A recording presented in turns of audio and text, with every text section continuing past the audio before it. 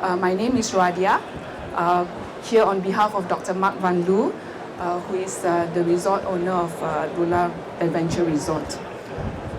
Dr. Marc van Loo and his wife, Ms. Isabel Lacoste, both educators and travel enthusiasts, decided to start a resort focusing on educational trips and eco-conscious families on the island of Bintan, a beautiful Indonesian island with a rich history, a ferry ride 1.5 hours away from Singapore. In 1999, it was love at first sight when they found this gorgeous, idyllic beach location in the island's most sparsely populated resort.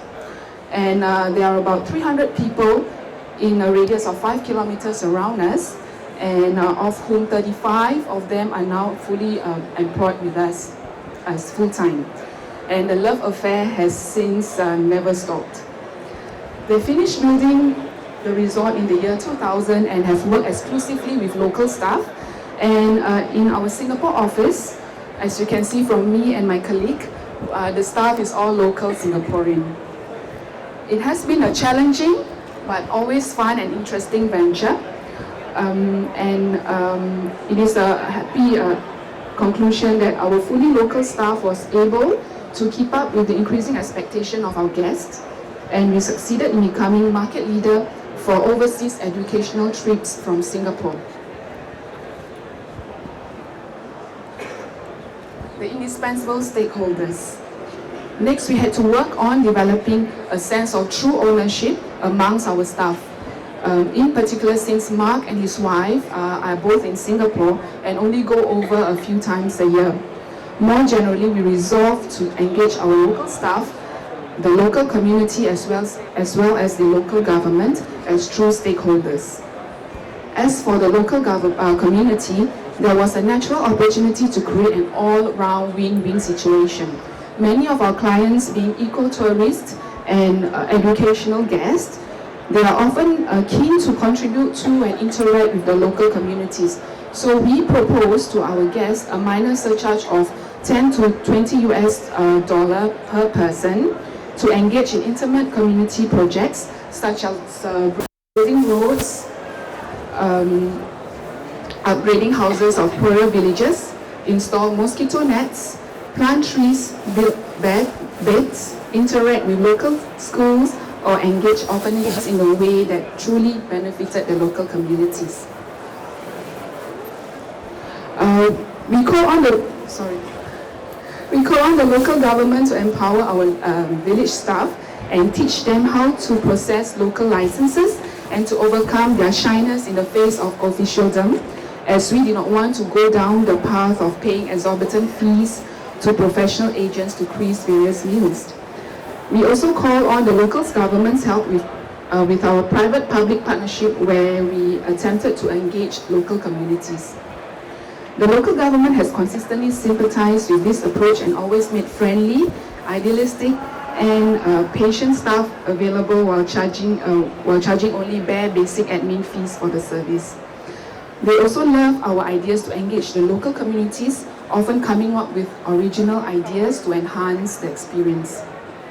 And finally, and most crucially, to get our staff to become fully professional stakeholders was a long and interesting journey. Local village and the family hierarchies had to be dismantled in favor of horizontal democratic decision-making, in which all voices were freely heard. Tradition short-term thinking had to be replaced with long-term thinking. Employees had to start feeling like owners and embrace the somewhat novel notion of pride in work. And on the next and last slide, we share some of the tips and pitfalls of our journey.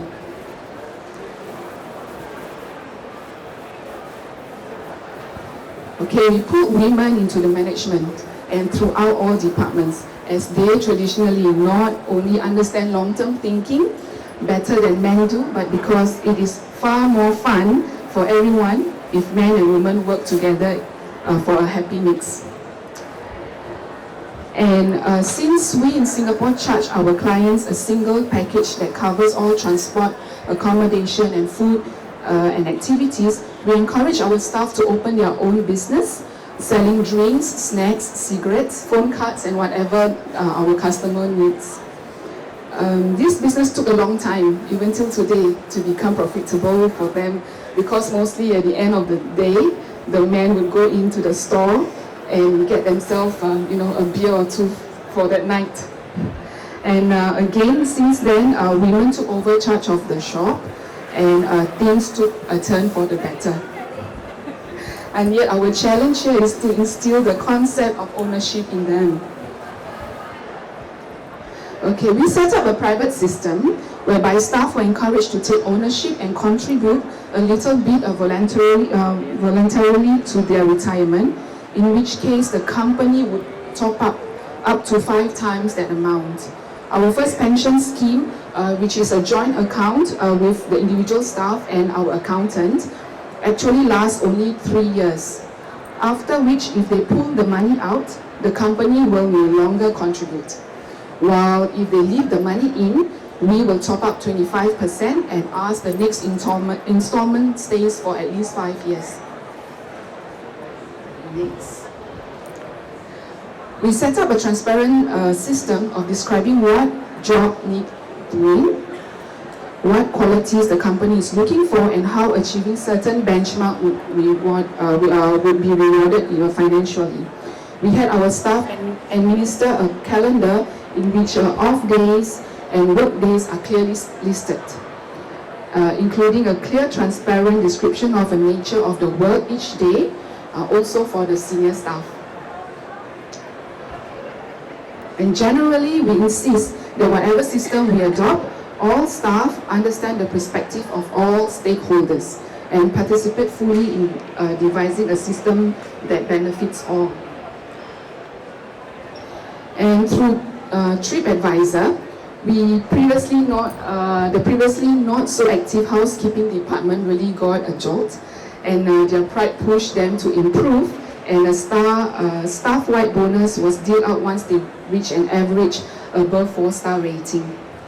And we also made our staff responsible for getting our clients to sign up as friends of Facebook on our Loola page, and once they hit a mark of 2,000 friends, they got a new satellite TV. And traditionally, Indonesians expect immediate rewards.